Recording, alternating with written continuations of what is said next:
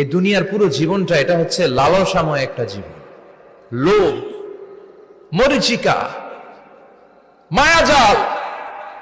এই মায়াজালে আমরা আটকে আছি, ফলে মৃত্যুর কথা আমরা ভুলে গিয়েছি। পাগলের মতো ছুটছি, আরো টাকা লাগবে, আরো খ্যাতি লাগবে, আরো যশ লাগবে, আরো দাপট লাগবে। আমার এত টাকা দিয়ে কি হবে? এত সম্পদ দিয়ে কি হবে? এত ব্যস্ততা দিয়ে কি হবে তোমার? স্টপ, থামুন, অনেক হয়েছে। আন্না, থামুন, take a rest, take a breath and think about death. Think that you have to go back to your Lord.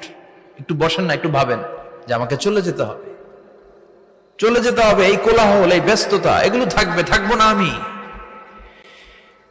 সাইয়েদনা Omar Faruk বলেছেন, মুতু ক্বাবলা আন তামুতু, মরার আগে একবার মরো। হাসিবু ক্বাবলা আন তুহাসাবু আলাইকুম, তোমার হিসাব নেওয়ার আগে তুমি একবার নিজের হিসাবটা করো না। কাগজ বের করে একটু লিখো না কি কি ভালো কাজ করছিলা, যেগুলো দিয়ে নাজাতের ওসিলা হতে পারে। 1 2 3, আর কি কি আকাম কুকাম করছো দেখো না, লিখে দেখো তোমার অবস্থাটা কি। মরার আগে একবার মরো। মরার আগে খাটের মধ্যে শুয়ে শটান করে চোখ বন্ধ করে একবার মরার ভান করে দেখেন কেমন লাগে। চোখটা বন্ধ করেন আর ভাবেন আপনি নাই, কি কি হতে পারে ভাবেন।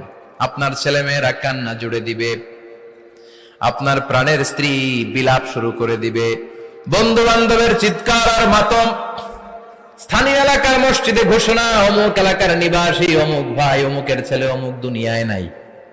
সব আত্মীয়রা চলে আসবে, ফেসবুকে স্ট্যাটাস দেয়া হবে, সবাই সবাইকে জানাবে বিকাল 4টায় অমুক হাই স্কুল ময়দানে আপনার জানাজা।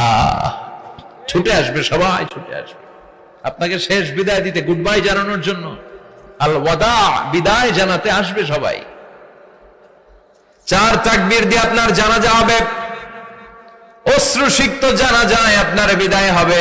কাঠের খাটিয়ার মধ্যে করে কাঁধে তুলে আপনারে কবরে নেওয়া হবে, আগে থেকে খুঁড়ে রাখা কবরটার মধ্যে আপনারে বিছিয়ে দেয়া হবে, বাঁশের কচি দিয়ে তার উপরে মাটির চাপা দিয়ে সব চলে যাবে। ভাবেন না একবার চোখ বন্ধ করে, this is the circle of life, this is the nature of life. এটা সবার হবে, আমার হবে, আপনার হবে। এত মায়া, এত ভালোবাসা কই যাবে? কেউ থাকবে না, সবাই আপনার অন্ধকার কবরে রেখে দিয়ে চলে আসবে। উপরে বাঁশের কঞ্চি, তার উপরে মাটির চাপা, অন্ধকার আর অন্ধকার। এই অন্ধকার যেন শেষ হতে চায়।